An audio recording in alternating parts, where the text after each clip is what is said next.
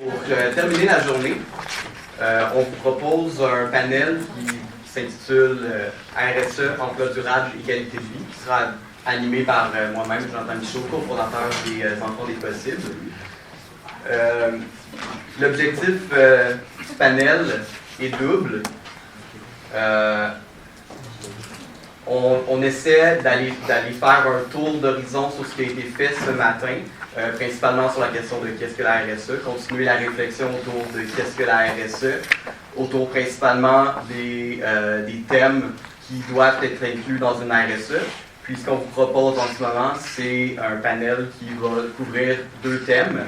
Le thème de l'environnement, de l'écologie, du développement durable, puis un thème qui va couvrir la question de la qualité de vie au travail, donc la question des employés, la question d'un bien-être au travail, d'un bien-être psychologique, ou d'un bien-être physique. Donc sans plus tarder, je vais vous présenter les panélistes, que je vais essayer de présenter dans l'ordre où ils sont assis. Donc, à ma gauche, à votre gauche aussi en fait. Oui, donc on a Magda Popeanu, qui est conseillère de la ville de Montréal, district Côte-des-Neiges, Notre-Dame-de-Grâce. Côte-des-Neiges. Non, juste Côte-des-Neiges, pardon. Ici. Ben, oui, parfait. On a Martine Ouellette, qui est chef du Bloc québécois et députée de Vachon. On a José Lamoureux, qui est adjointe à l'exécutif de la CSN. On a Louise Bourbonnais, qui est conseillère principale en gestion personnelle chez Morneau Shepell. On a M. Alexandre Favre, qui est cofondateur de Diffuse, pour expliquer Diffuse. On a Martin Frappier, qui était présent ce matin, qui revient aujourd'hui, qui est directeur des communications et de la recherche au chantier de l'économie sociale. Et le dernier, mais non moindre, M. Pierre-Antoine Harvey, qui est économiste au service de recherche et de négociation de la CSQ. Donc, pour commencer le panel, je vous propose une question qui se veut la suite du panel qui a précédé, évidemment. Sur la question du travail décent, où on a défini le travail décent comme quelque chose qui peut être qualifié de digne, éthique, juste et respectueux. Donc la question se lit comme suit. Un travail décent est-il un emploi durable? Je vais commencer à ma gauche et la vôtre aussi, avec Mme Popeanu, si vous êtes prête. Je peux prendre le micro? Oui, juste appuyer sur. Voilà. Ben, c'est toute une surprise. Premièrement, merci de m'avoir invité. Ça ne m'arrive pas trop souvent de partir le bal, comme on dit. Donc, je suis élue dans le district de Côte-des-Neiges et je suis conseillère municipale depuis 2013. Comme vous l'entendez, je suis minorité audible puisque j'ai un accent roumain en arrière. Je suis assez fière de mon accent. Bien sûr que l'emploi m'interpelle à plusieurs niveaux. M'interpelle comme immigrante au Québec. Je suis arrivée en 92, donc il y a 25 ans. Puis dans une période de crise économique, je dirais début des années 90, c'était la crise économique. Donc c'était le dilemme d'un emploi digne et équitable. Mais surtout, c'était la question d'avoir un emploi. Donc avant qu'il soit digne et équitable, il fallait à ce moment-là de trouver un emploi. Entre-temps, j'ai beaucoup évolué. J'ai compris que le travail n'est pas égal à l'emploi. Donc tu peux très bien travailler et que tu peux très bien accomplir ta mission dans la société sans nécessairement avoir un emploi. C'est facile à dire, mais en réalité, ma vie a pris un tournant complètement différent parce que j'ai cherché un emploi, j'ai cherché désespérément. J'étais porteuse d'une culture où la sécurité de la vie, la satisfaction personnelle partait par trouver un emploi. Alors, je suis tombée dans la fonction publique québécoise, j'ai enseigné pendant 15 ans, je suis retournée aux études plusieurs fois. Je suis devenue directrice d'un centre de formation professionnelle. Et dernièrement, je me suis impliquée en politique municipale. Donc, toujours accrochée à l'idée que mon bonheur et mon accomplissement, c'est égal un travail qui est syndiqué, qui est protégé. Ben, je peux vous dire que j'ai des nuances, je vais intervenir plus tard. Quelque part, il faut que ça c'est une confidence que je vous fais aujourd'hui, j'espère que ça va rester entre nous. Une partie de mon implication politique est due au fait que je ne trouvais pas, je ne me sentais pas accomplie comme personne, seulement par mon travail d'enseignante et de directrice d'un centre, bien que j'avais beaucoup de satisfaction, mais je ne me sentais pas entière. Le moment où j'ai pris mon sort dans mes mains et puis j'ai essayé de définir ce que je suis dans la société québécoise, parce que c'est tout un processus.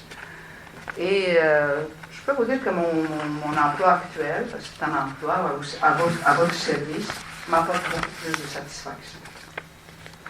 Donc je ne suis ni futurologue, ni... je suis divine, mais je ne suis pas divin. Je ne sais pas vers où la société va avancer, mais ce que je peux vous dire, si je peux lancer la balle, c'est le moment où on va réussir à ne plus mettre le signe d'égal entre emploi et travail. Je crois qu'on va être bien plus heureux. Bonjour, ça me fait vraiment plaisir. Merci aux organisateurs pour l'invitation. Salutations de l'ensemble des panélistes. Écoutez, je n'ai pas participé à l'ensemble de vos délibérations depuis ce matin, mais moi, quand je regarde la question et que ça fait partie d'un panel sur la responsabilité sociale des entreprises, un travail décent, est-il un emploi durable, beaucoup de questions se posent sur les définitions. Donc, la responsabilité sociale d'une entreprise, c'est quoi la responsabilité sociale d'une entreprise? Je dois vous avouer que j'arrive de l'Assemblée nationale, tout juste là. J'arrive de Québec et on a des grands débats de ce temps-ci, des grands débats de société. Malheureusement, pas toujours les réponses qu'on souhaiterait, mais responsabilité sociale d'une entreprise. Puis là, ça l'interfère aussi sur le travail parce que, dépendamment de comment tu considères ton entreprise et la valeur de ton entreprise, c'est sûr que ça a de l'impact sur la valeur que tu considères de ton travail. Dans la responsabilité sociale des entreprises, est-ce que de continuer à, par exemple, exploiter le pétrole, alors qu'on est dans une ère des changements climatiques, les catastrophes naturelles s'accumulent les unes par-dessus les autres. On voit des périodes climatiques comme on a rarement vu au Québec dans les dernières années. C'est pas pour rien, on appelle ça les changements climatiques. Ceux qui n'y croyaient pas, les sceptiques, je ne sais pas s'ils n'y croient encore pas, mais je pense qu'on les voit, les changements climatiques. Est-ce que de travailler pour des entreprises qui sont liées de près ou de loin, par exemple, à l'extraction des sables bitumineux, on peut dire que on peut qualifier ça de digne, d'éthique? On peut se poser la question. Le travail peut être très bien rémunéré, il peut avoir puis d'ailleurs c'est très bien rémunéré, il peut avoir de bonnes conditions de travail. Ça n'est qu'une question. La deuxième question, des entreprises qui placent, ou je pourrais dire cachent, c'est selon, leur argent dans les paradis fiscaux. Et j'arrive justement avant-hier d'un débat avec Michael Sabia, où on a un rapport unanime de l'Assemblée nationale qui demande à la Caisse de dépôt et de placement de retirer ses placements dans les entreprises qui font affaire avec les paradis fiscaux, ce qu'il a refusé de faire, juste pour votre information.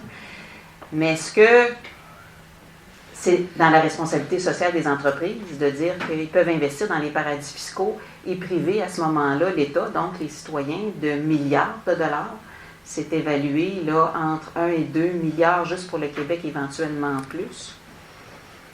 Donc, c'est toutes des questions, je pense, qu'on peut se poser. Et c'est sûr qu'à la base, un travail décent, je pense que c'est d'avoir un salaire correct, de la santé et sécurité au travail, de ne pas avoir des conditions de travail dangereuses.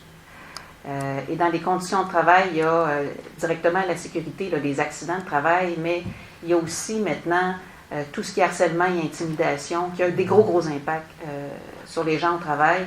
Je vous donne juste un exemple. Au MTQ, quand il y a eu le scandale du MTQ qui est sorti et qu'on a su qu'il y avait de l'intimidation auprès des employés pour qu'ils ne sortent pas certains résultats de validation de contrat, c'est sûr que je ne pense pas qu'on puisse qualifier ça d'un travail qui est digne, éthique, juste et respectueux, même si c'est dans la fonction publique, parce que c'est le ministère des Transports du Québec, même si la rémunération est correcte, que ce n'est pas des accidents de travail, on s'entend, c'est pas dangereux en tant que tel, mais quand il y a des niveaux d'intimidation, une des directrices nous disait qu'elle n'en dormait plus la nuit. Donc je pense qu'on a ce et donc un travail décent, on voudrait que ce soit un emploi durable, mais malheureusement, je ne peux pas vous dire qu'un travail décent, c'est nécessairement un emploi durable parce que beaucoup d'emplois sont liés à la consommation. Et nous, citoyens, consommateurs, ne consommons pas toujours de façon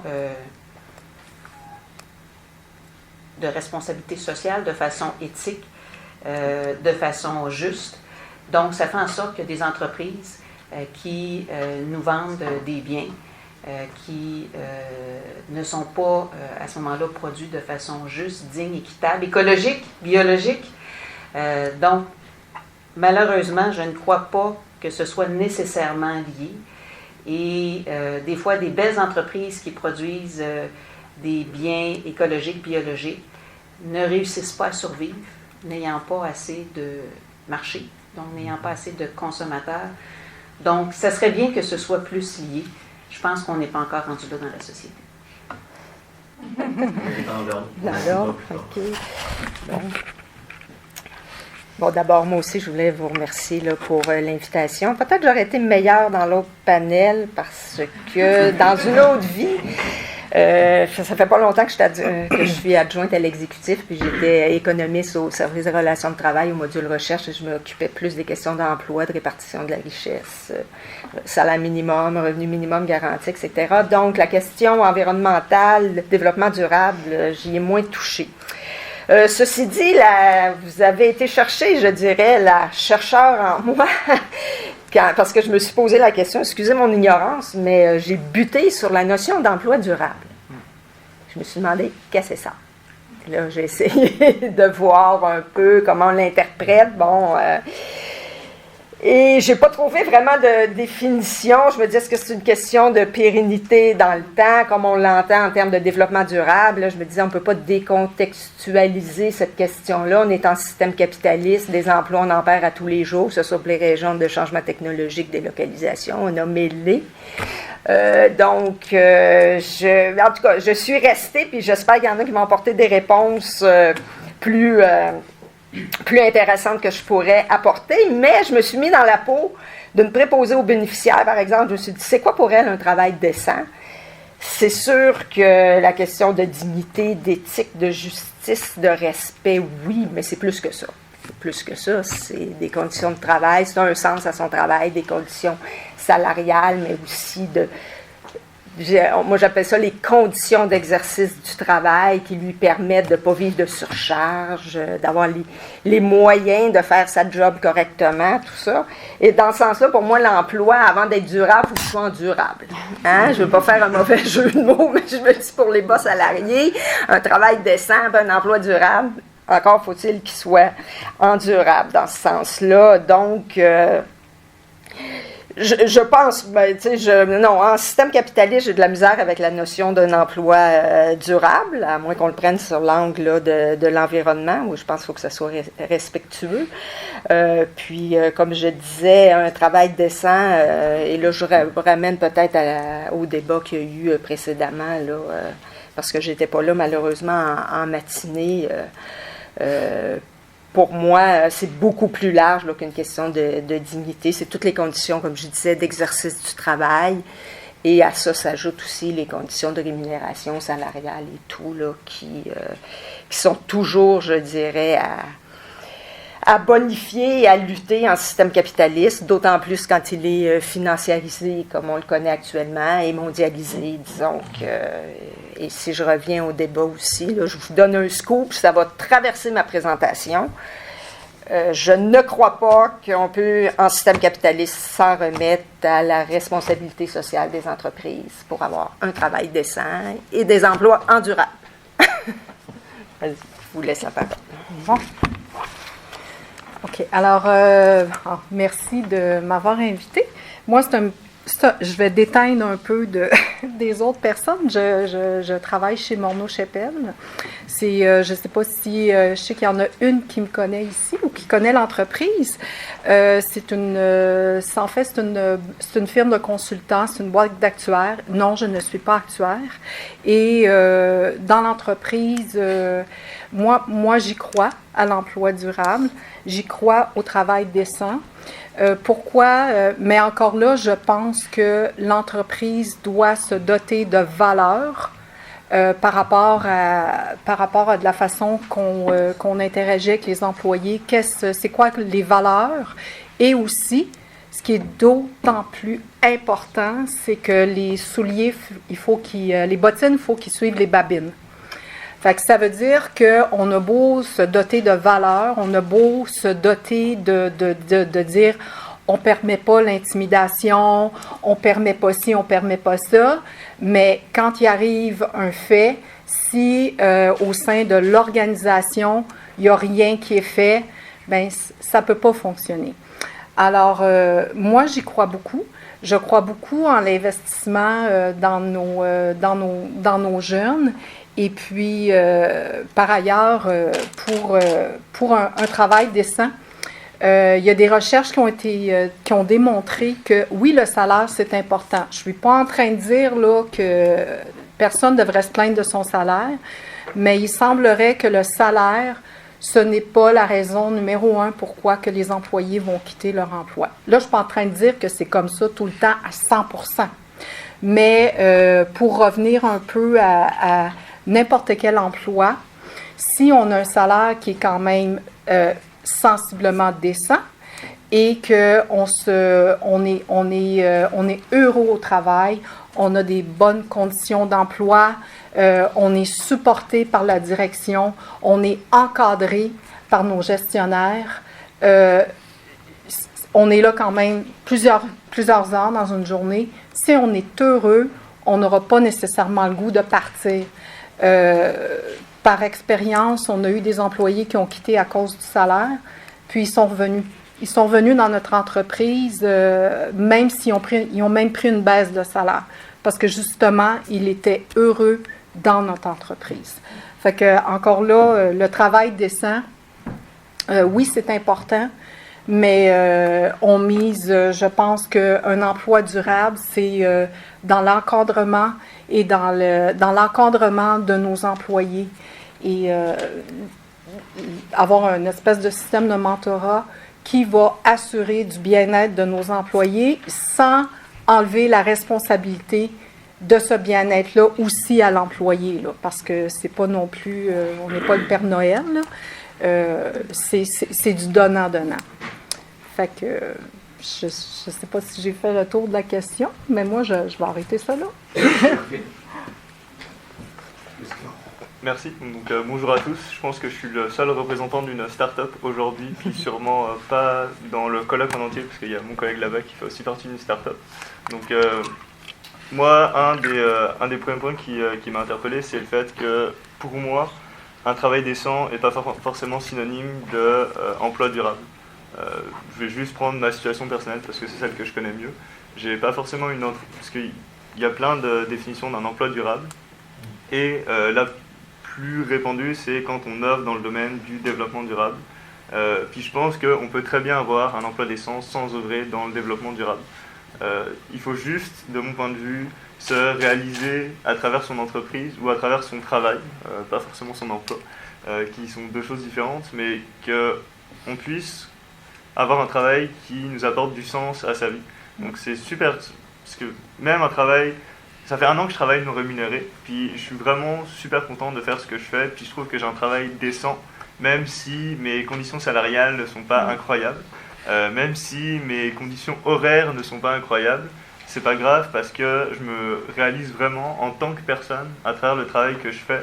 Puis je pense que c'est quelque chose qu'il faudrait qu'on puisse réussir à faire dans toutes les entreprises, c'est donner un sens au travail que font les gens. Parce qu'il y a beaucoup de personnes qui vont aller au boulot juste pour aller au boulot, gagner leur salaire, puis rentrer chez eux. Sauf que tu travailles 40 heures par semaine, puis dans ta semaine, tu passes pas mal autant de temps à travailler qu'avec ta famille ou tes amis. Donc si tu ne te réalises pas dans ton travail, tu vas perdre la moitié de ta vie. Donc forcément, c'est même plus ton emploi qui sera non décent, c'est ta vie qui va devenir pas forcément décente.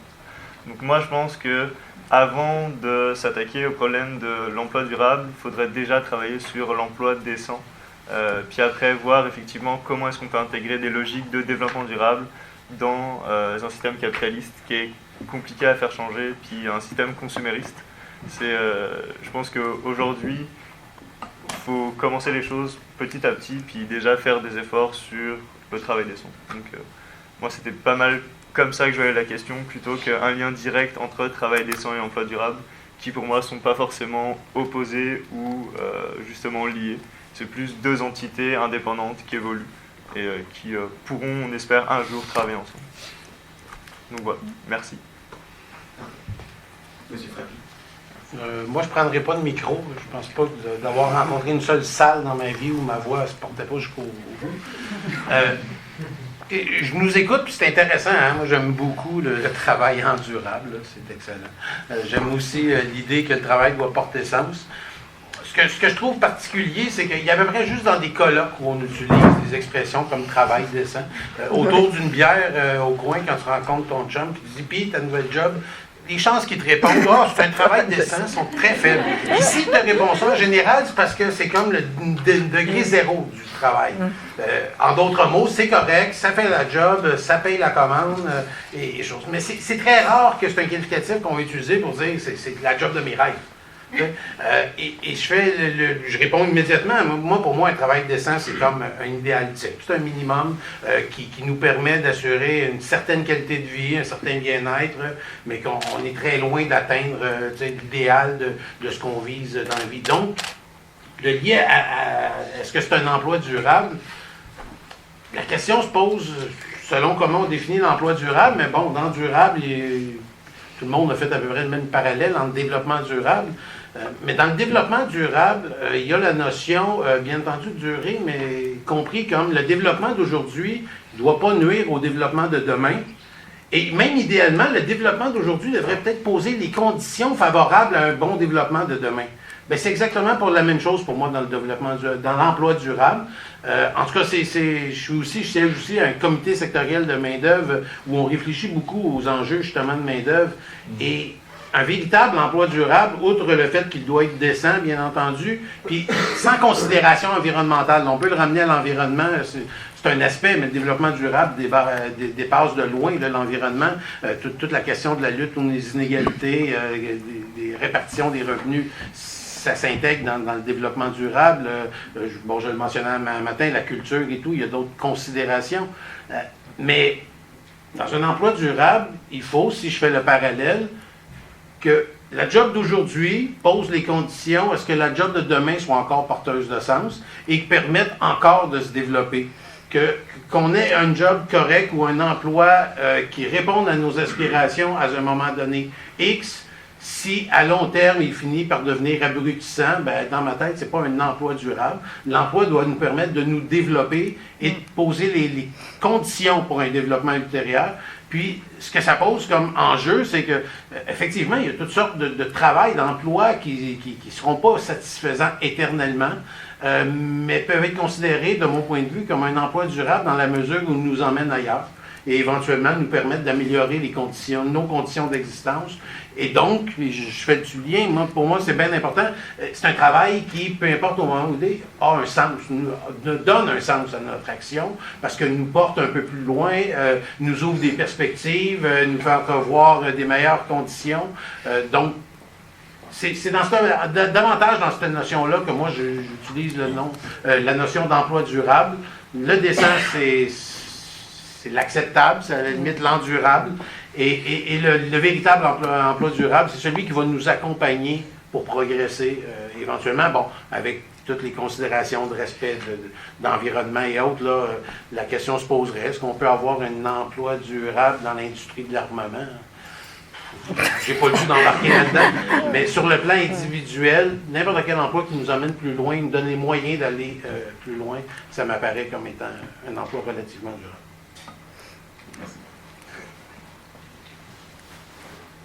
Je ne vais pas prendre de micro moi non plus. Je m'étais assis au bout de la table pour m'assurer de ne pas avoir à parler.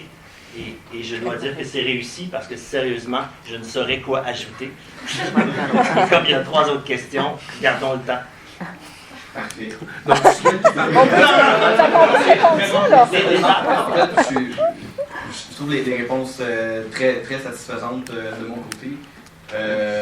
Beaucoup de questions de sense-making. Je ne sais pas si le concept est clair pour plusieurs personnes. La question qu'un emploi fasse du sens, seulement ici, ça fait du sens, mais qu'un emploi porte un sens pour nous, qui nous permette de nous dépasser, qui est une question qu'on relève souvent dans les startups, qui parfois se veut avec la contrebalance de les conditions de travail versus avoir un travail qui a du sens pour nous. Ce qui nous amène à la prochaine question, dont vous avez un peu déjà commencé à élaborer une réponse, qui est une responsabilité sociale des entreprises. Implique-t-elle les conditions de travail, tenant compte de la sécurité et de la qualité de vie au travail? Donc on voit qu'on a déjà un peu une réponse, et cette fois-ci, M. Harvey ne s'en sortira pas. On va commencer de l'autre.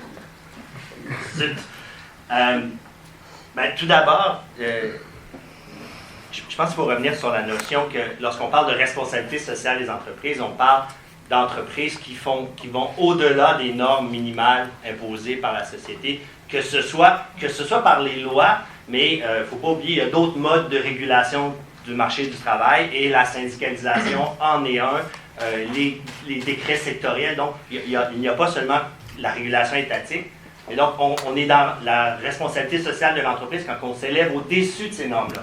Ma première réponse, c'est que ça n'a pas d'affaire à être la responsabilité sociale des entreprises de garantir la sécurité et la qualité de vie au travail.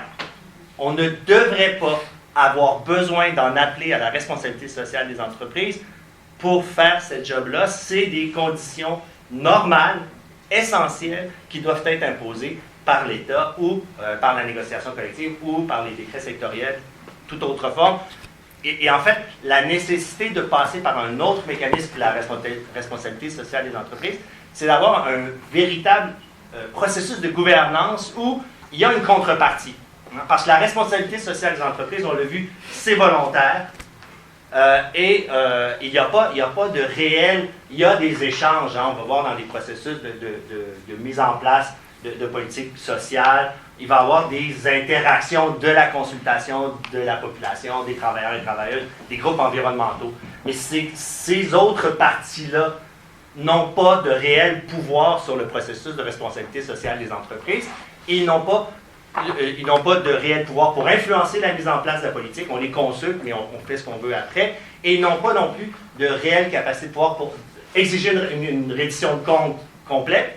Et ils n'ont surtout pas le pouvoir, après ça, d'imposer des sanctions si la belle entente de responsabilité sociale n'est pas respectée. Donc, il nous faut des mécanismes où il y a un réel pouvoir pour les autres parties, que ce soit les travailleurs et travailleuses, les clients, la population locale ou les groupes de défense environnementaux. Donc, à la question, est-ce que la RSE implique des conditions de travail tenant compte? Ben, j'espère. Mais c'est comme je dis, c'est le minimum vital. Est-ce que après ça, lorsqu'une entreprise veut se démarquer, parce que c'est vraiment ce dont on parle, une entreprise qui veut se démarquer en ayant de meilleures conditions, ben je crois qu'effectivement, ça fait partie des éléments sur lesquels on peut se démarquer comme étant un employeur de bonne qualité. Pierre-Antoine avait l'ambition de terminer tôt, fait que je vais l'aider. Moi aussi, je vais faire ça court. Écoutez, je pense que de manière évidente, je ne questionnerai pas la question de la sécurité au travail, parce qu'effectivement, il y a des normes, il y a un minimum. Est-ce que vraiment on doit l'appeler une responsabilité sociale des entreprises pour assurer la chose? Dans la mesure où on le comprend comme une couche supplémentaire, volontaire, que les employeurs sont prêts à mettre, je n'embarquerai pas sous cet aspect-là. Par contre, sur le plan de la qualité de vie au travail, je pense qu'effectivement, une responsabilité sociale des entreprises se matérialise davantage sur cet aspect-là. Et quand on parle des conditions de travail, tantôt on parlait de salaire décent, on peut parler beaucoup et très longtemps de la question des revenus, la question du salaire. Pour moi, c'est un aspect, l'aspect monétaire, mais l'aspect non monétaire des conditions de travail, là, est vraiment multiforme. Prend toutes sortes de pratiques, se transpose dans toutes sortes d'activités, dans une convention qui prévoit une conciliation de travail de famille, ou même maintenant, de plus en plus, on parle de travail, famille, études. Donc, il y a d'autres aspects sur la qualité de vie au travail, puis là, pour moi, le lien avec l'emploi durable devient intéressant. Oui, si on veut minimalement se qualifier d'une RSE solide, ben on doit dépasser le simple travail et les exigences minimales pour donner des conditions de travail qui sont favorables au développement des personnes. Par contre, à la question, est-ce que la RSE implique la chose? Dans impliquer, il y a un lien nécessaire. Donc, ma réponse serait non. Parce que, et je l'ai souligné ce matin, le danger pour moi de la RSE, c'est que c'est un sac vide. On y met ce qu'on y veut. Et le sac va avoir de la valeur selon ce qu'on y a mis et selon la totalité de ce qu'on y a mis. On ne peut pas prendre les choses isolément. Je refais la même boutade que j'ai faite un matin. Je veux dire, on peut avoir le produit le plus environnemental, le plus vert, le plus beau possible. Si nos ouvriers meurent sur la chaîne de production, je ne vois pas en quoi on est responsable.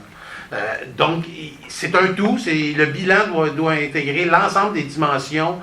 On peut les définir, puis là c'est long. Là, ça va prendre plusieurs colloques pour définir correctement tous les indicateurs qu'il faudrait prendre en compte. Mais il faut prendre le portrait global. Donc, c'est pas parce qu'on se revendique d'une forme de responsabilité sociale qu'automatiquement, on répond à ces critères-là, malheureusement. En tout cas, pas sur le terme de la qualité de vie au travail. On peut avoir... tout le monde l'a entendu, on en a parlé sur l'autre panel. Je sais combien de fois Walmart s'est qualifié lui-même ou elle-même d'entreprise verte avec des pratiques responsables ou ainsi de suite. Je pense qu'on est plusieurs à en douter légèrement. Donc voilà, non.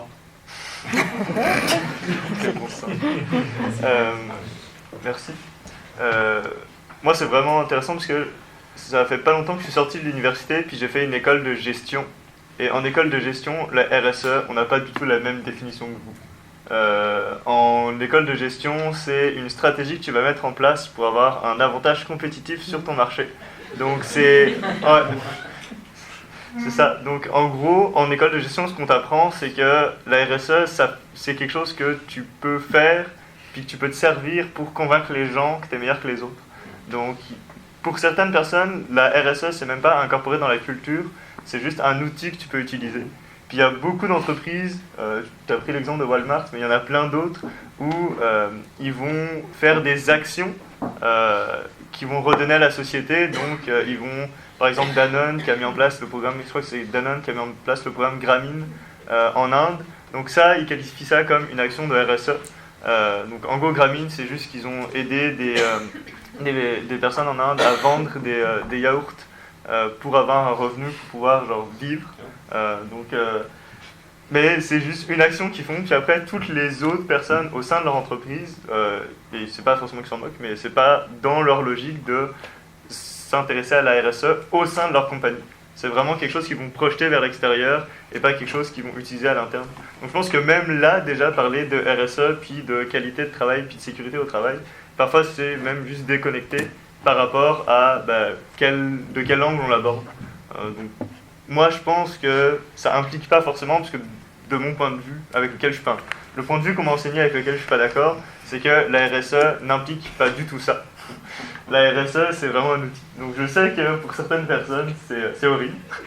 Mais c'est vraiment ce qu'on apprend en école de gestion. Donc c'est aussi, je trouve ça intéressant, parce que, à mon avis, vous n'avez pas cette perspective-là.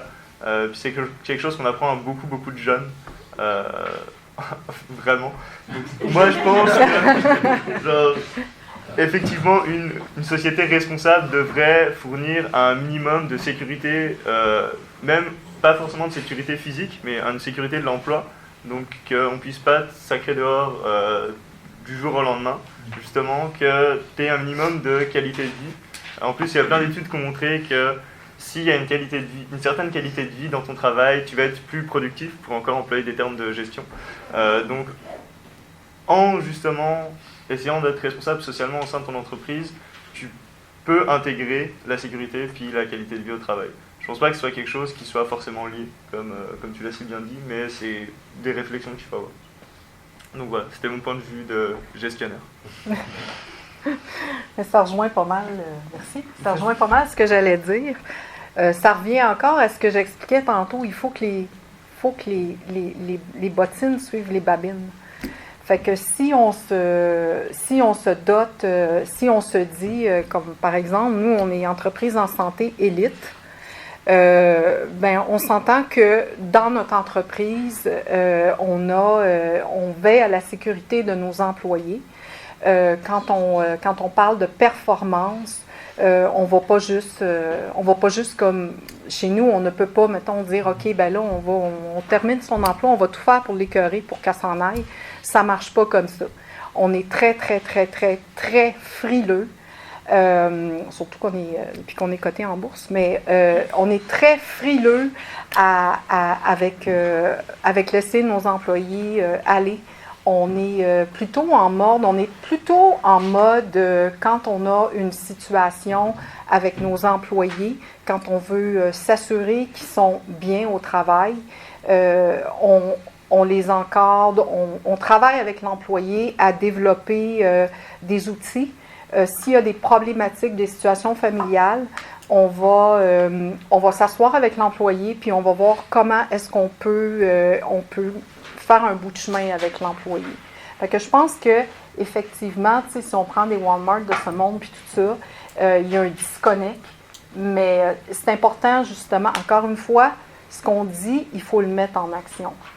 Puis les conditions puis les employés heureux vont demeurer à l'emploi, ils vont être heureux, puis ils vont aussi mettre en pratique ce qu'ils apprennent aussi au travail. C'est-à-dire que dans notre entreprise, on parle ici de l'environnement, mais il y a plus, on n'a plus de bouteilles, on n'a plus de verre, on n'a plus rien. Du tout, là. C'est nos tasses, nos assiettes, nos fourchettes, il n'y a plus rien de jetable. Fait que même le papier, là, on commence vraiment. S'il n'y a rien qui est fait, ça donne rien. Fait que c'est ce que j'allais. Fait que je suis du même avis que toi. Si la responsabilité sociale des entreprises est un outil marketing, comme McDonald's, qui finance des équipes de hockey, ben, je pense que ça n'a rien à voir avec les conditions de travail, la sécurité et la qualité de vie au travail. Rien du tout. Puis ils nous font des belles annonces, sont bonnes leurs annonces, il faut quand même leur donner ça. Hein. On a l'impression, là, des parents là, qui avec leurs enfants puis qui vont les manger. Ça, c'est des outils de marketing. Si la responsabilité sociale d'une entreprise se limite à un outil de marketing, je pense qu'il n'y a pas nécessairement de lien de cause à effet, c'est vraiment du marketing. Puis je pense qu'il faut qu'on se le dise, les entreprises privées, puis particulièrement celles qui sont en bourse, oui, c'est le profit qui mène. Parce que les entreprises privées qui sont familiales, il peut y avoir certaines valeurs familiales qui sont encore imprégnées dans l'entreprise, mais quand c'est en bourse, c'est le rendement trimestriel qui règne. Et le rendement trimestriel, ça vient vite, je peux vous le dire. Donc, c'est le profit qui mène. Mais si on parle de responsabilité sociale des entreprises, dans une vraie définition là, qui s'engage à dire, moi, je veux une réelle responsabilité sociale parce que c'est ma vision globale. Puis quand on parle de développement durable, ben, c'est la partie environnementale. C'est un développement économique que j'appelle éthique intelligent, parce que le développement économique, ça peut être n'importe quoi, là, mais éthique intelligent.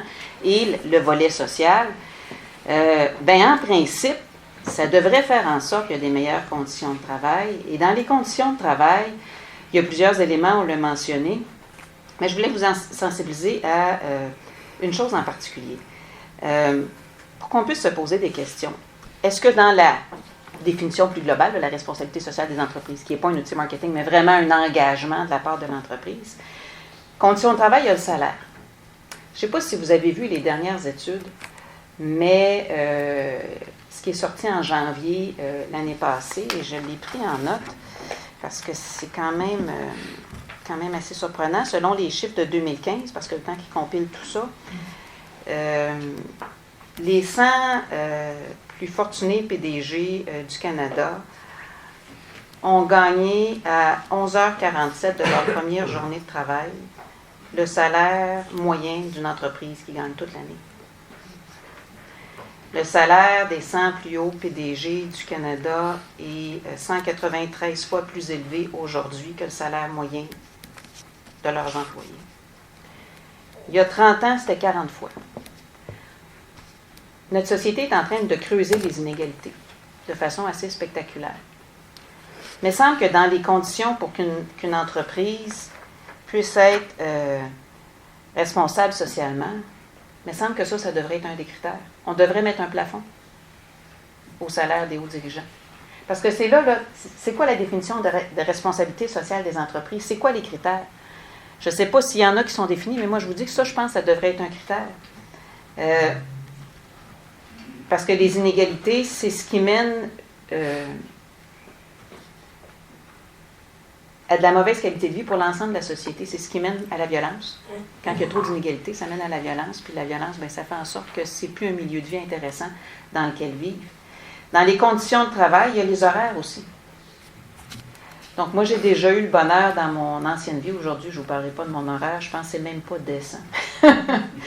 Mais dans mon ancienne vie, j'ai eu le bonheur de travailler pour Hydro-Québec. Et à l'époque, je ne sais pas si ça existe encore aujourd'hui, mais à l'époque, on avait un horaire flexible.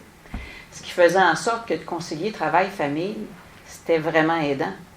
Donc, en autant que je faisais mon 35 heures par semaine, je pouvais le répartir sur 9 jours au lieu de 10, c'était ça. Mais je pouvais rentrer et partir, prendre le temps de dîner que je voulais en autant que mon temps était fait. Et donc ça permet le matin, quand l'enfant est malade, le temps de trouver une personne pour le garder, de pouvoir avoir de la flexibilité. Ça permet aussi à une journée par 2 semaines, encore là, si l'enfant a besoin de suivi médical, le dentiste, etc., de pouvoir être présent auprès des enfants.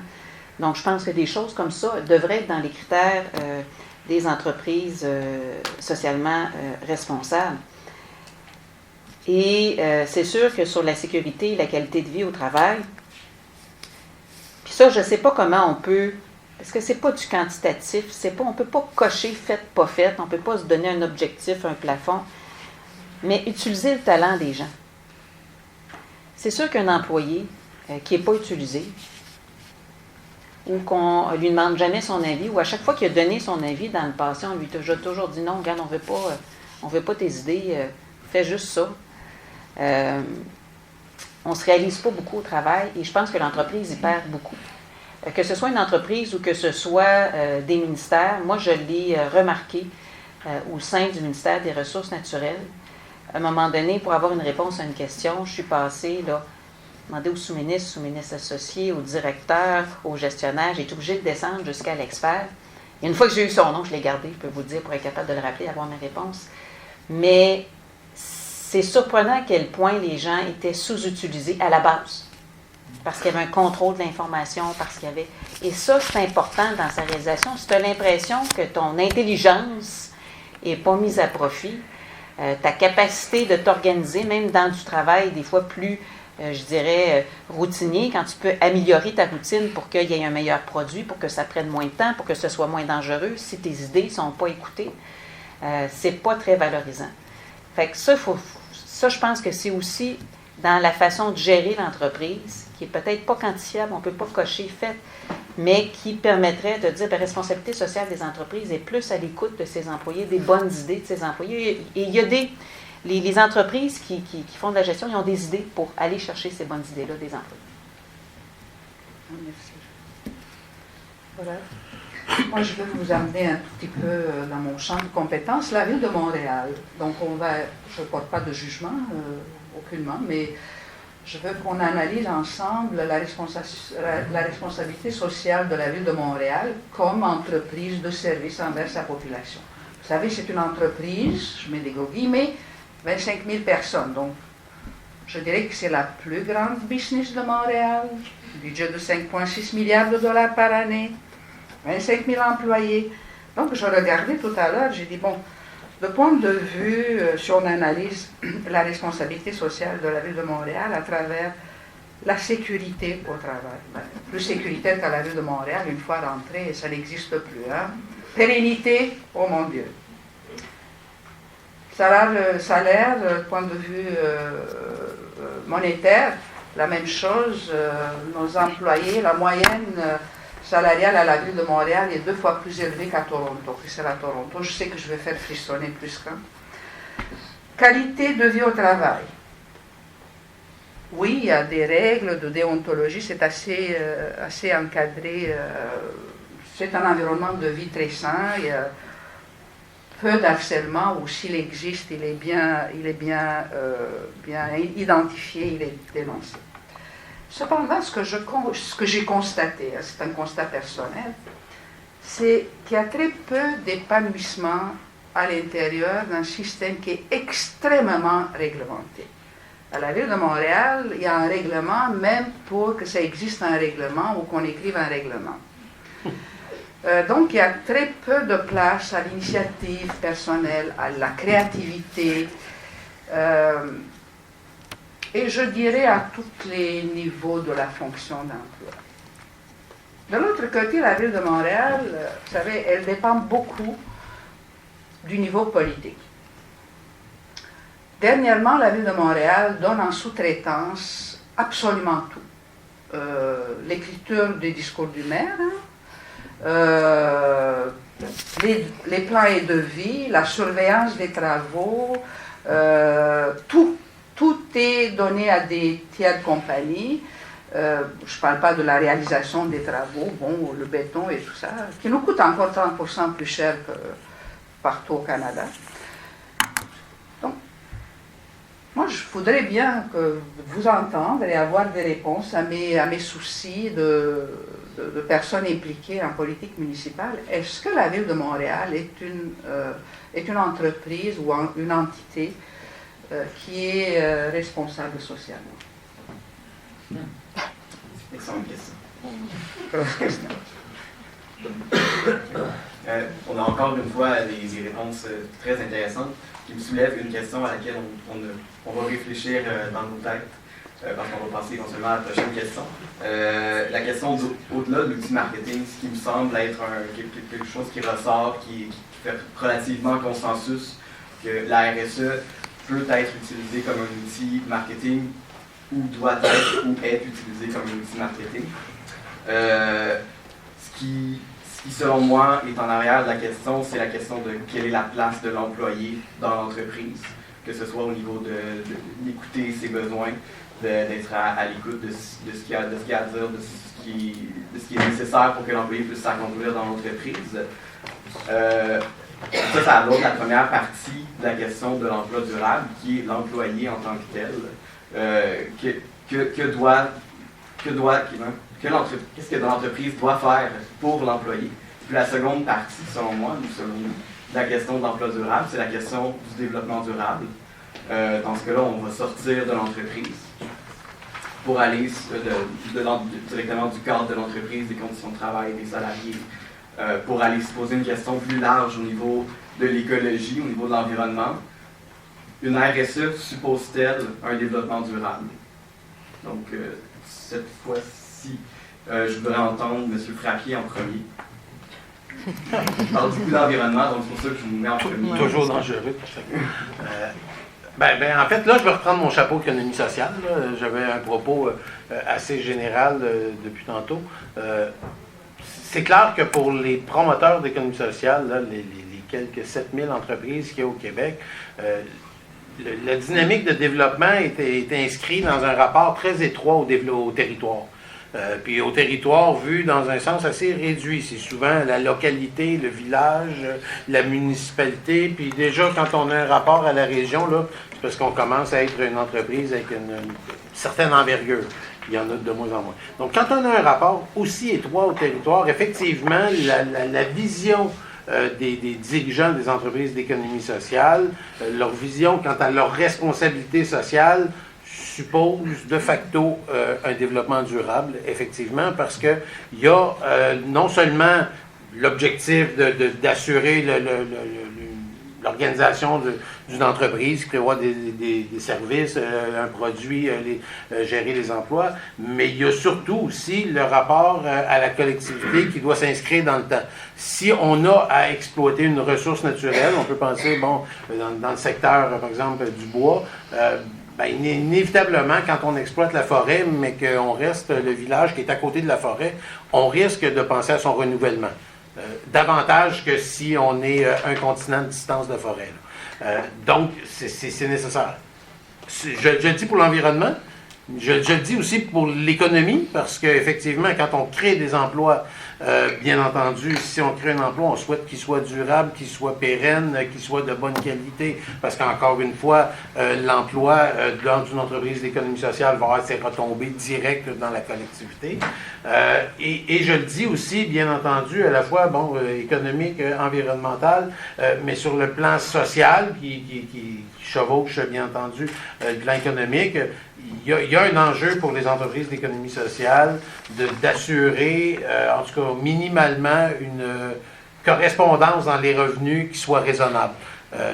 Pas toutes les entreprises, puis on pourrait discuter, j'ai pas le goût de me retourner vers Pierre-Antoine, il va lui aussi me parler de Desjardins, mais de manière générale, il y a un rapport entre le plus bas salarié et le plus haut revenu qui est dans des proportions relativement raisonnables, et il y a une préoccupation, là c'est sûr qu'il y a un enjeu, autant que faire se peut, de lutter contre les inégalités sociales à tous les égards. Les inégalités sociales qui sont liées aux revenus, mais aussi, et beaucoup, puis c'est pas, à mon avis, accessoire là, dans le développement durable, les inégalités en termes de rapport démocratique, de participation, d'action citoyenne dans ta collectivité. Donc, d'avoir, tu sais, c'est un peu le projet de l'économie sociale, c'est de démocratiser l'économie. Personne ne renoncerait à son droit de vote, mais dans le système actuel, on accepte assez bien, facilement, même dans bien des cas, d'être dans une entreprise dans laquelle on a très peu à dire. Dans le cas des entreprises d'économie sociale, on privilégie la participation très active des travailleurs, mais de la collectivité plus largement, à la gouvernance de l'organisation. Donc, dans ce sens-là, effectivement, et en tout cas pour le cas spécifique des entreprises d'économie sociale, c'est sûr que la notion de responsabilité sociale s'inscrit dans une perspective de développement durable, mais sous toutes les facettes. Puis j'ai encore une fois, on dirait que c'est une obsession, passé sous silence la dimension culturelle, mais dans bien des cas, cette dimension-là est aussi très, très importante, parce qu'il y a, au-delà de l'activité économique, il y a tout l'enjeu de l'identité d'un territoire. Et l'entreprise collective vise à justement travailler, nourrir, voire même construire avec d'autres l'identité spécifique d'un territoire. Oui, OK. La question étant? Mais ça, suppose-t-il un développement durable? Bon, développement durable. Au point de vue dans Vous pouvez l'aborder du sens que vous voulez, on est là pour... on est là pour ça. OK. Je vais revenir un petit peu sur l'histoire du rendement. Là. Oui, on a des rapports trimestriels. Mais en fait, je pense que le rendement, à la base, c'est si on injecte, pour avoir un bon rendement, on doit être à l'écoute des employés et des soutenir aussi. Alors, par ça, ça veut dire des horaires flexibles, des horaires réduites, aussi être à le développement des compétences de nos employés. Qu'est-ce qu'ils ont à nous dire? Comment est-ce qu'on fait ça? Comment est-ce qu'on peut accompagner nos employés à développer leur talent? Parce qu'on le sait, puis les mettre à profit. Fait que plus on les met à profit, plus l'employé est heureux, plus il est heureux, plus il va aimer son travail, plus il va aimer son travail, plus il va être performant. Fait qu'on ne se le cachera pas, là. Il n'y a personne ici qui a une entreprise et qui dit « Moi, je ne veux pas faire de l'argent. » OK? Mais je pense que c'est d'être à l'écoute de nos employés. Puis encore une fois, il faut que ça fasse partie des valeurs de l'entreprise et il faut se doter d'un système qui va assurer ça. Donc, responsabiliser les employés, les écouter. D'ailleurs, on n'a pas le choix parce qu'avec l'arrivée de votre génération, des nouvelles générations d'aujourd'hui, moi, j'ai connu comme peut-être les 3 générations. J'ai débuté ma carrière avec des patrons j'ai commencé au Canadien national en passant, avec des patrons qui me disaient, tu fais ceci, tu fais cela, tu n'es pas payé pour penser, tu es payé pour exécuter. Okay? J'ai aussi été dans la bordée de gens qui étaient des workaholics, ça travaillait des 50-60 heures par semaine, et puis la famille, c'était peut-être moins important. Et aujourd'hui, je travaille avec des jeunes qui, tu me donnes la liberté que je veux, et puis moi, je vais te donner mon 150%. Fait que, et là est le rendement. C'est comme un jardin, hein? Il faut l'arroser. Et puis, j'avais trouvé Richard Branson, je ne sais pas qu'est-ce qu'il est, mais en tout cas, c'est pas grave, c'est qu'est-ce qu'il dit qui est important. Clients do not come first. Employees come first. If you take care of your employees, they will take care of your clients. Et ça, j'y crois mordicus, là. Fait que je ne sais pas si j'ai abordé ou tu veux que je développe plus sur un sujet. Si vous voulez prendre une perspective d'environnement aussi. D'environnement. Environnement, si je reprends qu'on est quand même assez écologique, on encourage nos employés à pas prendre leur voiture. On a des endroits aussi où est-ce ils peuvent stationner leur vélo. On a des tarifs réduits sur les Bixi. C'est un peu ça, j'imagine, l'environnement. Y avait-tu, veux-tu que je continue dans... C'est vous qui décidez. Il me torture, oui. Juste pour vous arrêter. OK. Ben, je pense que j'ai pas mal fait le tour au point de vue de environnement. Oui. Parfait. D'excellentes réponses. Je continuerai avec M. Harvey. S'il le veut bien. Je sais pas pourquoi je parle au micro. J'ai pas d'éléments parce que ça m'apparaît assez évident comme affirmation que la RSE, on l'a nommé depuis le début de la journée, que c'est un des... En fait, les piliers de la RSE sont pas mal l'équivalent des piliers du développement responsable, du développement durable ou responsable. Donc, ça m'apparaît assez évident. Je veux juste en réaction à certaines interventions, je pense qu'il faut distinguer la RSE dans un contexte où on est dans des segments de marché de main-d'œuvre hautement spécialisés, qualifiés.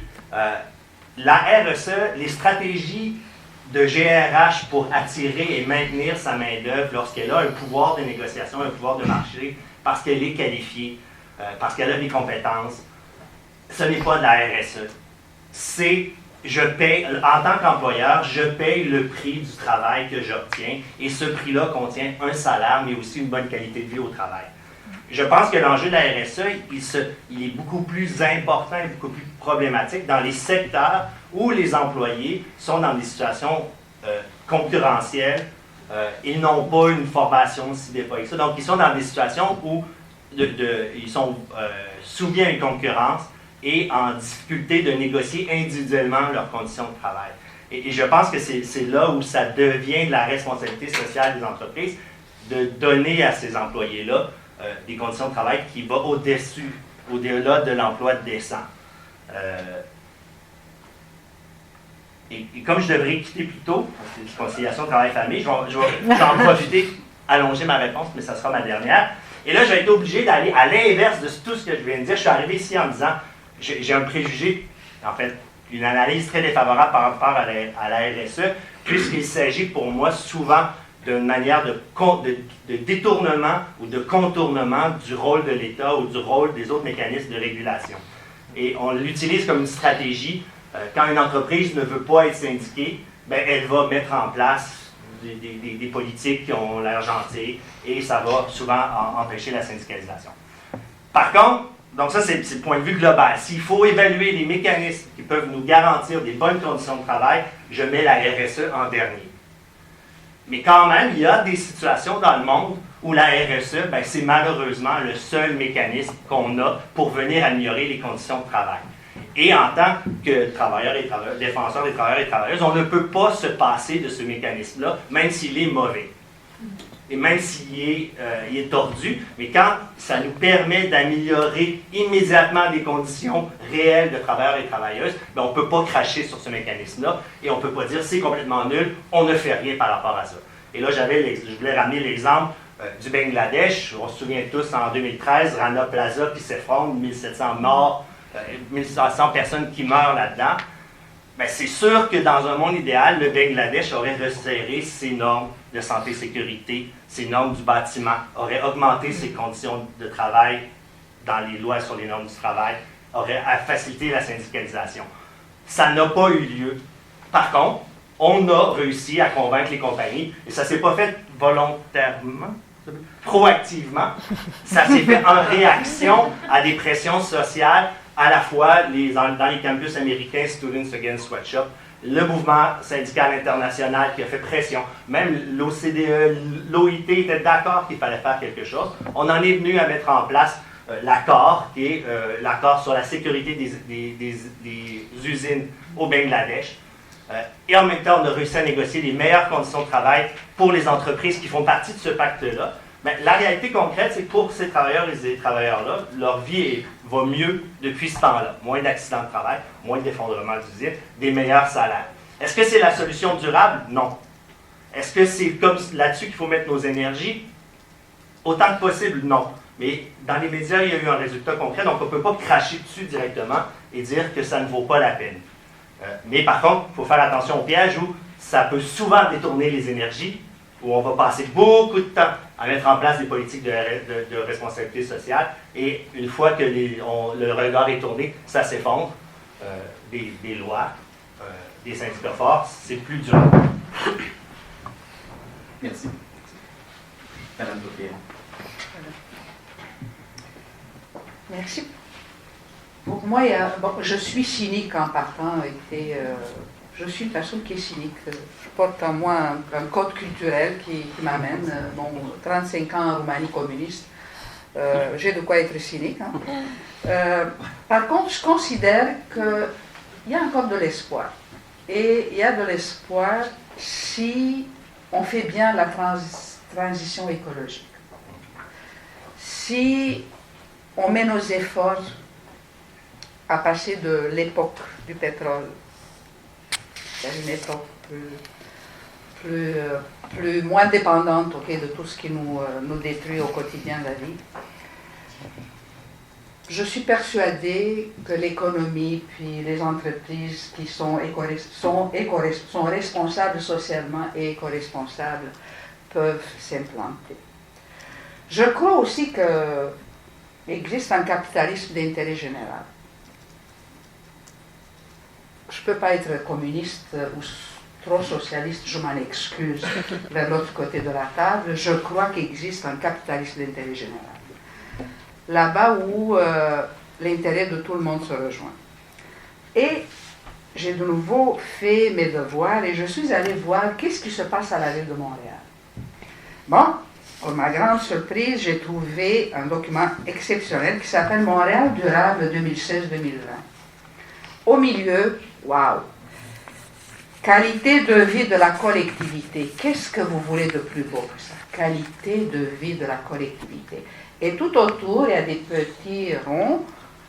Écomobile, éco-responsable et prospère, sobre en carbone, intelligente et collaborative, éco-efficiente, résiliente, solidaire, créative, verte et bleue, nourricière, active et en santé. Je n'ai jamais trouvé sur une seule feuille de papier autant de mots que ça me tient au cœur. Et je vais vous faire encore une autre confidence parce que je sais que vous ne le direz plus à personne. Quand je me suis impliquée en politique municipale et j'ai vu comment on partage l'argent public, parce que la Ville de Montréal fonctionne avec les taxes que vous payez, même vous, à travers les loyers, même si vous êtes étudiant, vous payez des taxes à la Ville de Montréal. Puis je me suis demandé, mais pourquoi on ne pouvait pas utiliser tout cet argent qu'on donne à la Ville de Montréal pour assurer la prospérité de Montréal? Puis, ne m'accusez pas, mon pote n'était pas bon aujourd'hui, là, mais je rêvais des entreprises locales qui sont capables de déneiger, de réparer nos coins de rue. Et j'ai décidé de ne pas les donner dans un seul contrat parce que j'ai vu, depuis que je siège à la Ville de Montréal, des contrats de réparation des rues de 100 millions de dollars dans un seul sommet décisionnel. Et s'il y a quelqu'un qui me dit que la mafia n'est pas là-dedans, ben je vous invite à regarder les rapports de la commission Charbonneau. Ça nous coûte encore 30% plus cher à Montréal qu'ailleurs. C'est ça le capitalisme qui n'est pas d'intérêt général. Il y en a un capitalisme d'intérêt général où nos entreprises, vos idées, il y a plein d'idées. J'ai regardé des colloques sur le déneigement partout au monde.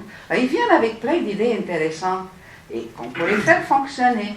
Mais on ferait des entreprises qui ont de la responsabilité sociale parce qu'elles ne répondent pas à ils ne sont pas productives, elles sont contributives. Et bon, il y a de l'espoir. Monsieur Fan. Je pense qu'aussi la RSE c'est juste une partie de la réponse, qu'il n'y a pas seulement les entreprises qui doivent, parce que jusqu'à maintenant la RSE c'est la responsabilité sociétale des entreprises. Donc effectivement, genre les entreprises c'est une partie de la société, mais après il y a tout un autre pan de la société avec les institutions publiques. Je discutais avec des entrepreneurs qui sont dans les clean tech, donc les technologies propres. Et puis une de leurs difficultés à eux, donc eux c'est la partie environnement du développement durable, c'est qu'ils n'ont pas de marché. Donc ils ont des extrêmement belles solutions pour régler beaucoup de problèmes, aussi bien de la fourniture d'électricité que le traitement du plastique. Mais en ce moment, ils n'ont pas un assez gros marché pour commercialiser leurs solutions.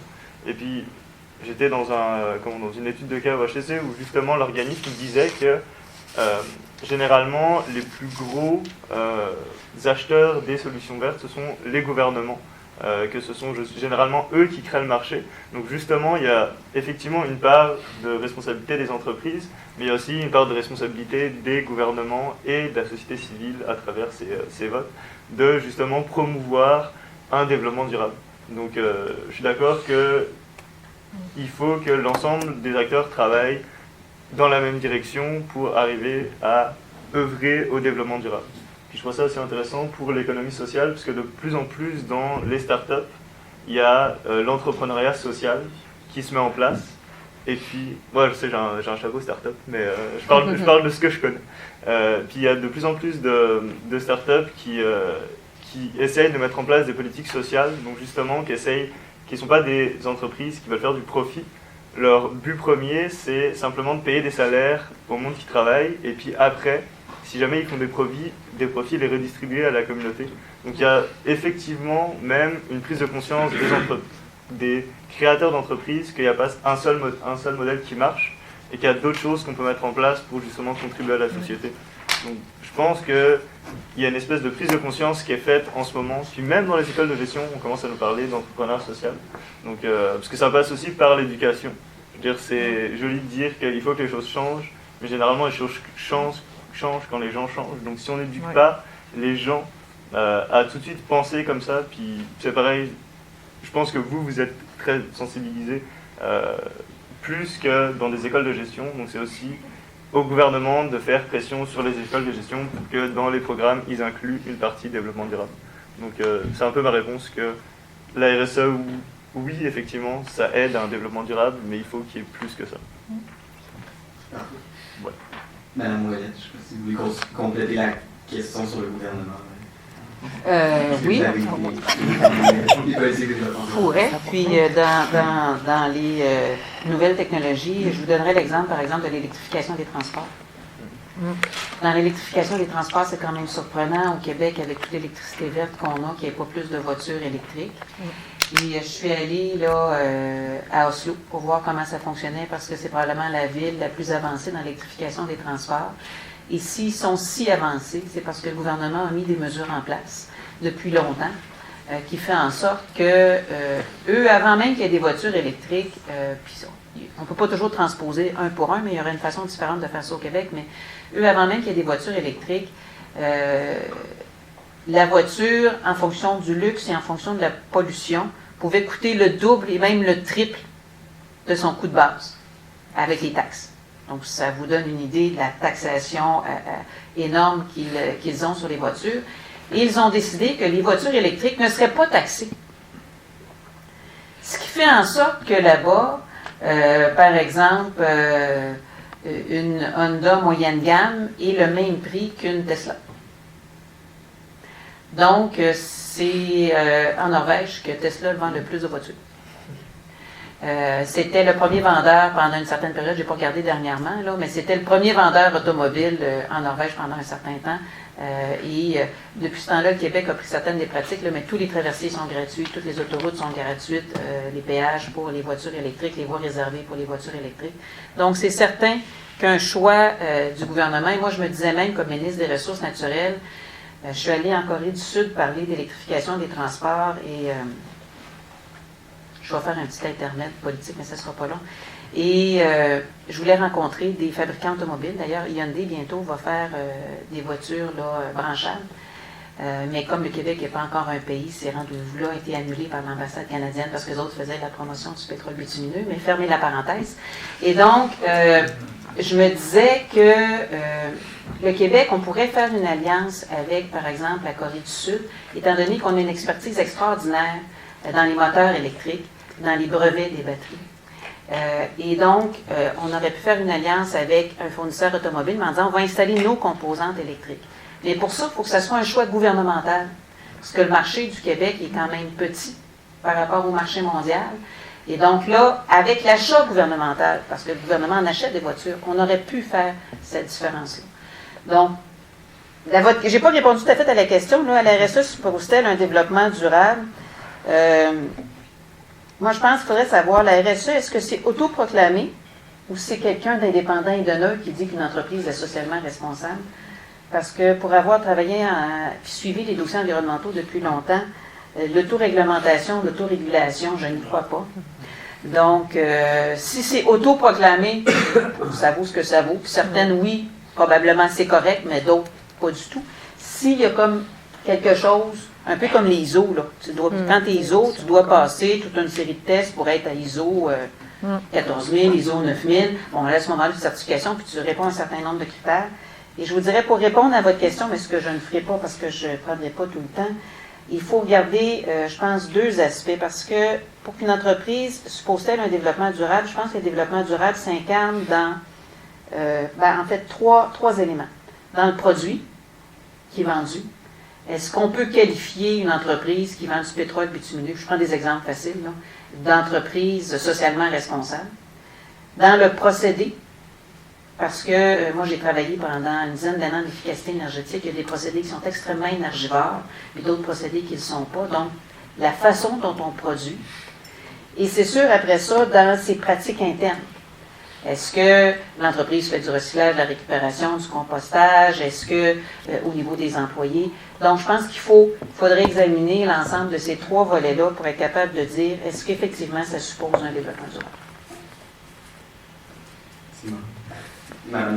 Oui, oui, je vais rebondir parce que vraiment, vous m'avez, avec vos questions, parce que spontanément, on se dit, en théorie, oui, la RSE suppose un développement durable. Et là, bon, je pense qu'effectivement, il y a toute la question, là, bon, on n'a pas de loi contraignante au Québec. Je pense que vous en avez parlé ce matin, là, en France, là, eux, ils ont des rééditions de comptes, sont obligés de produire un genre de bilan, là, de responsabilité sociale. Puis on peut au moins essayer de valider si ce qu'ils disent c'est vrai ou non, là, on n'a pas ça, donc c'est une forme d'autorégulation. Mais la question que je me suis posée en lisant vos questions, c'est pas nouveau, la RSE. C'est pas nouveau comme idée. Fait qu'on serait peut-être à l'heure du bilan. Puis si on regarde ce qui se passe en environnement, c'est pas très réjouissant.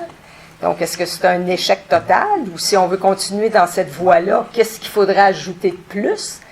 Mais il me semble puis je suis vraiment pas une spécialiste, mais on pourrait faire un bilan des 20 ou peut-être même 30 dernières années, parce que c'est vraiment pas nouveau comme idée.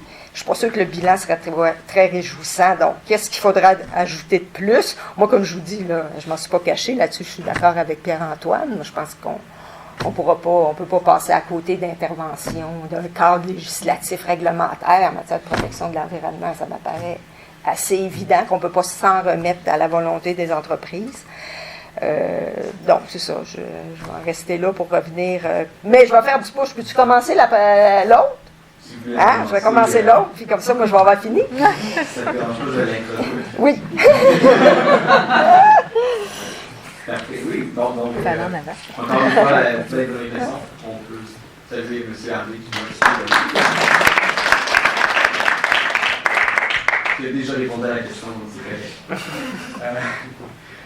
Oui, donc on a eu plein de bonnes réflexions sur le développement durable. Évidemment, l'objectif du panel, c'est de réfléchir aux questions et d'arriver éventuellement avec des définitions. On va faire une synthèse, puis on reviendra dans les suites du colloque avec peut-être des réponses et des définitions. Donc, la question finale, qui est longue, mais plus simple qu'elle semble. Une RSE signifie-t-elle que l'entreprise soit proactive au sein de son environnement écologique auprès de ses clients et clientes, de sa communauté et surtout dans les conditions de travail de ses employés? Donc, ça reprend les thèmes qu'on a abordés durant ce panel-ci. Je mettrai l'accent sur le mot proactive, l'accent qui a été mis par Pierre-Antoine, M. Harvey, d'ailleurs. Donc, Madame Lamoureux, oui. Là encore, c'est un peu la même réaction que j'avais. En théorie, oui, ça semble faire partie de en tout cas de ma conception là, que j'avais de la RSE, qui n'est pas une conception de département de gestion. Mais, et bon, c'est ça, en pratique, on se rend bien compte que c'est pas si simple que ça. Là, on a parlé beaucoup des conditions de travail, puis j'aime bien la notion là, du sens du travail, puis je vais faire un aparté, je vous dirais que l'État employeur, en tout cas dans le réseau de la santé et des services sociaux, on pourrait dire en éducation, disons qu'il y aura un travail à faire, hein, énorme, à faire là-dessus. Mais je reviendrai peut-être une chose, par contre, qui m'apparaît intéressant, puis là, pour ceux qui sont plus vieux, vous allez sûrement vous rappeler de l'humoriste Coluche qui disait « Si c'était pas acheté, ce serait pas vendu ».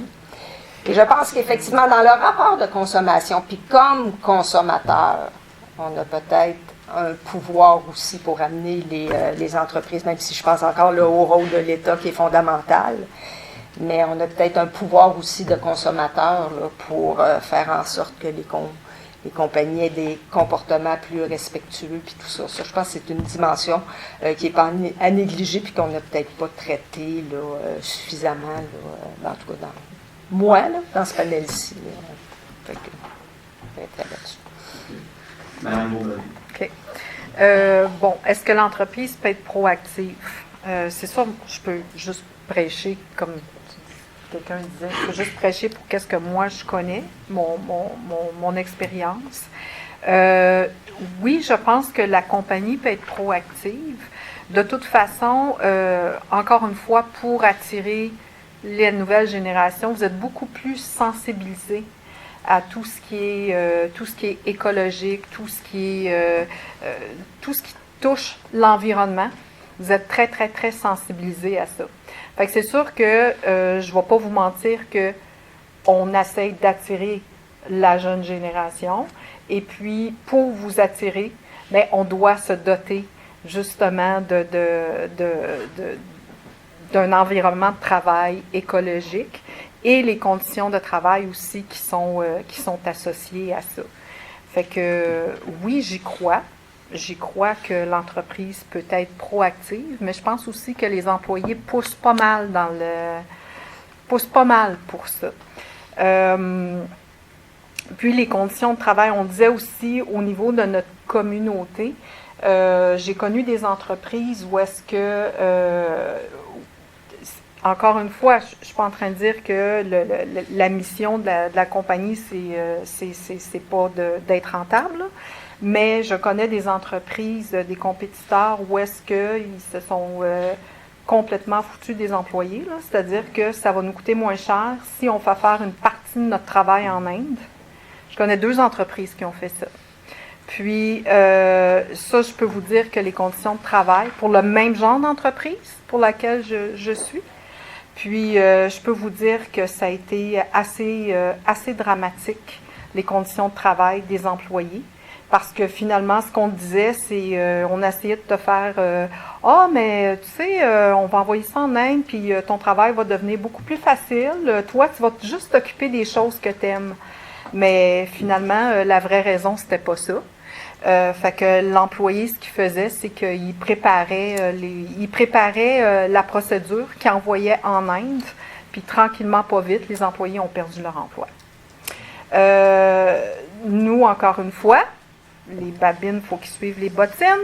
Nous, on a refusé de faire ça. On a refusé, on s'est dit que socialement, ça ne se fait pas. Et puis, on a vraiment on a dit non, on n'embarque pas là-dedans. Fait que là, je parle des conditions de travail. Encore une fois, l'environnement, je pense que ça vient aussi des employés. Puis je pense que nous, en tant qu'individus, membres d'une société, on a aussi une responsabilité. On met souvent la responsabilité sur tout ce qui est à l'extérieur de nous autres. On blâme plein de monde, on blâme plein de monde, mais je pense qu'il faut aussi qu'on fasse une petite introspection, se demander, nous, là, est-ce que c'est en tant que joueurs de la société, qu'est-ce qu'on fait, nous, pour notre environnement? Qu'est-ce qu'on fait chez nous? Qu'est-ce qu'on est en train de montrer à nos enfants? Vous autres, vous êtes trop jeunes pour ça, là, mais qu'est-ce qu'on montre comme exemple? Fait que, ouais, moi, j'ai fait pas mal de tours, là. C'est un bon tour. Oui. Monsieur Farr. Ouais, moi je vais encore vous parler de ce que je connais. Et puis de plus en plus, il y a des entreprises qui mettent en place ce qu'ils appellent de l'innovation ouverte. Vous le connaissez, Pierre Lavoie, c'est vraiment au Québec un de nos grands pour la promotion de la santé, de l'exercice physique, le grand trajet qu'il fait en vélo et toute sa promotion. Donc, comme dirait Lelé, on pourrait dire que Nestlé est une entreprise qui a une responsabilité sociale qui est assez grande parce qu'elle s'implique dans sa communauté. Nestlé, c'est une multinationale suisse, mais elle a quand même là, la volonté puis la sensibilité d'appuyer des organismes québécois ici dans notre communauté où avant son produit. Je pourrais changer de chapeau. Je pourrais vous faire un tout autre discours. Je pourrais vous dire, c'est du super bon marketing. Elle nous vend un produit dans une bouteille de plastique pas super solide. Ça prend 1/3 de bouteille de pétrole pour faire une bouteille de plastique. Ça prend 3 bouteilles d'eau pour faire une bouteille d'eau. Elle nous vend un produit 2000 fois plus cher que l'eau du robinet de Montréal pour une qualité équivalente. Dans ce cas-ci, c'est de l'eau de source, mais dans bien des cas, comme Aquafina d'Assani et Aquafina pour ne pas la nommer, c'est de l'eau de la ville de Montréal. C'est l'eau de l'usine d'Atwater, qu'elle nous vend 2000 fois plus cher que l'eau du robinet.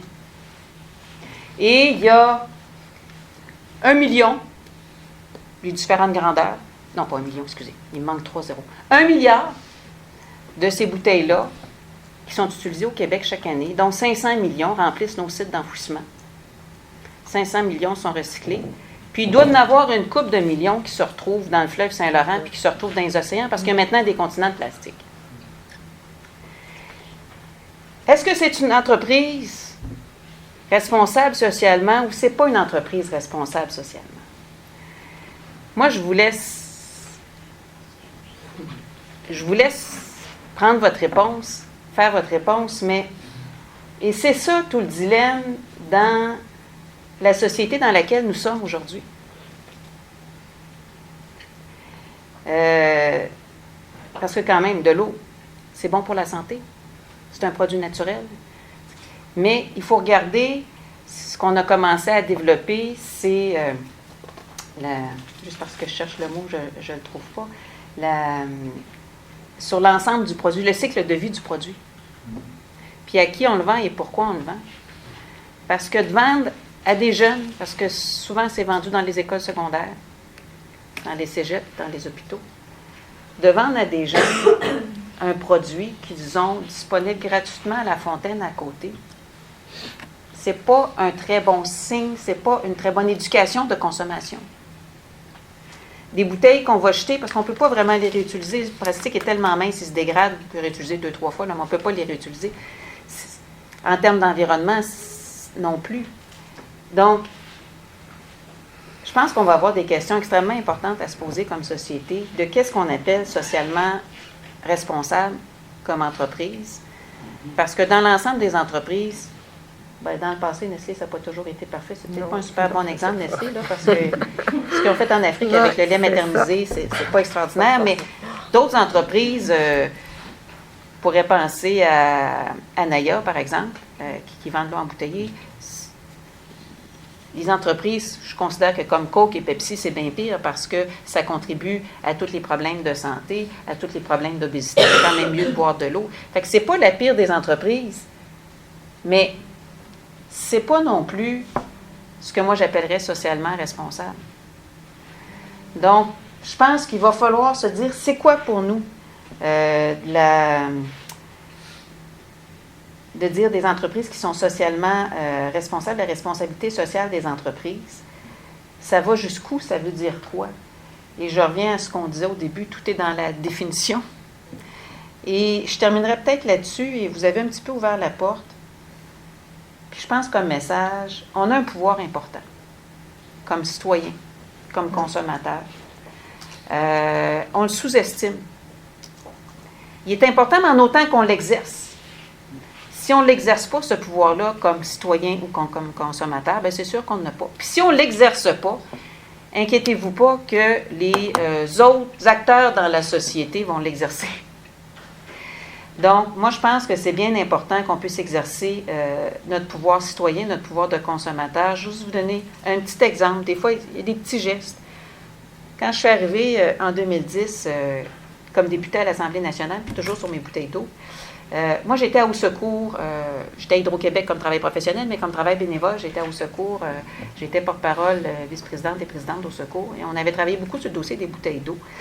Et à l'Assemblée nationale, on a partout des verres d'eau puis des pichets, dans toutes les salles de commission, dans toutes les salles de réunion. Mais ils vendaient des bouteilles d'eau. Je trouvais que ça n'avait juste pas de bon sens. Et j'ai fait une simple motion. J'en avais parlé à l'époque, le Parti québécois, j'étais au Parti québécois, le Parti québécois était à l'opposition, et j'en avais parlé au ministre de l'Environnement, qui était à l'époque Pierre Arcan, et je lui en avais parlé avant de déposer ma motion. Je vais déposer une motion pour bannir la vente des bouteilles d'eau à l'Assemblée nationale. Vous me direz, c'est une petite affaire, là. Mais j'ai eu l'appui, puis par un petit geste comme ça, une motion, ça a pris 5 minutes, même pas, on a banni l'utilisation des bouteilles d'eau à l'Assemblée nationale. Mais ça, c'est à la portée de chacun et chacune d'entre nous, dans l'ensemble des commissions scolaires, dans l'ensemble des hôpitaux, de pouvoir agir pour faire une différence. C'est aussi à notre portée de dire, bien, moi, je ne vous dis pas de jamais l'acheter. C'est sûr que si vous avez oublié votre gourde, tout ça, regarde, on prend une bouteille d'eau, c'est pas la fin du monde, là. Mais c'est aussi à notre portée de dire, bien, on essaie de ne pas acheter des bouteilles d'eau et de favoriser un commerce comme celui-là. Et là, je vous parle de la bouteille parce qu'elle est là, mais ça pourrait être autre chose. C'est notre choix aussi de décider d'acheter des légumes bio plutôt que des légumes OGM, puis des légumes full engrais pesticides, puis on sait l'impact que ça a sur nos terres agricoles. Hein? Les légumes du Québec. Les légumes locaux, d'acheter local, c'est aussi notre choix d'acheter local, et ça a un gros impact sur l'environnement, on sait la distance. C'est notre choix comme consommateur, c'est notre pouvoir de consommateur, et c'est à nous de l'exercer, ce pouvoir-là. Et des fois, les quelques sous, les quelques dollars que ça peut faire comme différence, bien, ça va faire une différence sur quel type d'entreprise va pouvoir continuer à vivre, survivre, parce que si tous les consommateurs se mettent à acheter des légumes bio, bien, à ce moment-là, bien, c'est ça qui va être produit. Donc, moi, je pense que nos choix peuvent avoir beaucoup, beaucoup d'impact, et ça nous appartient, chacune d'entre nous individuellement et aussi collectivement. C'est un excellent mot de la fin. On pourrait remercier nos panélistes.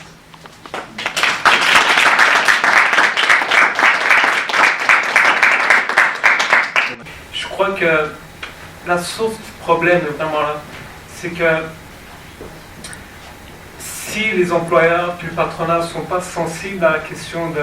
on passe cette identité de responsabilité sociale, on passe ces valeurs imbriquées à l'intérieur d'eux, c'est uniquement vu comme une contrainte, en quelque sorte un blanchiment économique ou un blanchiment de vraiment cibler ça dans le marketing. Fait que la solution, selon moi, ce serait vraiment de sensibiliser le patronat, sensibiliser les employeurs à avoir cette responsabilité sociale. Mais faire ça à ce stade-là, ça devient vraiment difficile. Et lorsqu'on considère que les employeurs, ce sont qui? ce sont les jeunes d'aujourd'hui. La question que je soulève, c'est dans le système d'éducation, est-ce que, par exemple, au secondaire, que ce soit au primaire, est-ce qu'on a des programmes qui visent à développer ce sentiment de responsabilité sociale, de responsabilité citoyenne? D'où est-ce que les gens vont apprendre ces valeurs, de se soucier des conditions de travail, par exemple, des employés, ou de se soucier de l'environnement? On veut que ça apparaisse, que les entreprises apprennent ça de manière totalement magique, du jour au lendemain. Mais si on peut aborder la question sur le plan aujourd'hui, sur l'actualité, mais il faut aussi, selon moi, faire de la prévision et impliquer des programmes dans le système d'éducation qui vont viser à favoriser les personnes de demain pour être plus responsables socialement. C'est comme des réactions. Ouais. La moyenne. Peut-être là-dessus. Qui va apprendre aux jeunes la responsabilité sociale? Vous avez été enseignante. Moi, je pense que ce sont nos enseignants, nos enseignantes. Et il faut leur donner les moyens pour ça. Et on sous-estime l'impact des professeurs, des enseignantes sur nos jeunes. Moi, je vais faire des conférences dans les écoles. C'est 5e année, primaire. Je vais leur faire des conférences sur l'eau, les bouteilles d'eau, l'eau municipale. Et je rencontre plusieurs enseignantes, je rencontre les jeunes, je pourrais vous dire à quel point ils sont allumés. Et particulièrement sur le développement durable et l'environnement, c'est les jeunes qui mettent de la pression sur les parents pour qu'ils changent de comportement. Parce que changer, c'est toujours difficile, il y a toujours une résistance au changement. Moi, à la maison, j'ai plus complètement à la maison, mais j'ai 2 enfants, donc mon garçon de 21 ans, ma fille de 17 ans. Et ils ont décidé, pas à 100%, mais quasi, qu'ils étaient végétariens. Ça change complètement les repas. Toutes mes anciennes recettes sont plus bonnes. Il faut complètement refaire le stock de recettes, mais les enfants ont un gros impact. Et sur votre... moi, j'irais plus loin que ça. Vous dites qu'il faut sensibiliser les employeurs. Je vous dirais franchement, c'est pas suffisant parce que je pense qu'il y a plein d'employeurs qui voudraient être plus responsables socialement. Mais il y a la dictature actuellement des actionnaires. Et c'est les actionnaires qu'il faut sensibiliser. Mais malheureusement, les actionnaires sont rarement des individus. Les actionnaires, ça n'a pas d'âme, ça n'a pas de valeur. Et je dois vous avouer que je reviens à ce que j'ai dit au début, on a au Québec un actionnaire énorme. Je voulais valider avant d'arriver, là, mais je ne sais plus combien de centaines de milliards d'actifs, qui est la Caisse des dépôts et de placement. Et sur une affaire extrêmement importante des paradis fiscaux, qui est venue nous dire en pleine face à l'Assemblée nationale, je m'en fous de votre rapport, puis moi, je vais continuer à investir dans les paradis fiscaux. Ça, en termes de responsabilité sociale, là, l'argent qu'il met dans les entreprises, si la Caisse de dépôt et de placement, qui est nos retraites, qui est notre outil public, fait même pas l'effort de désinvestir, comment vous voulez qu'on puisse demander à toutes les entreprises de dire, bien, sortez des paradis fiscaux? Donc, puis ça, c'est l'actionnaire, là, hein, parce qu'une couple de centaines de milliards, ils sont actionnaires de bien des fonds, de bien des entreprises. Et c'est le rendement à peu près pur qui mène dans ce cas-là. Ce n'est pas tous les fonds d'investissement qui ont fait ces choix-là. Il y en a qui ont décidé d'avoir des choix éthiques. Et là, c'est notre pouvoir citoyen, parce que je vous dis, on a un pouvoir citoyen, j'y reviens, de dire que c'est pas acceptable et qu'on veut que ça change.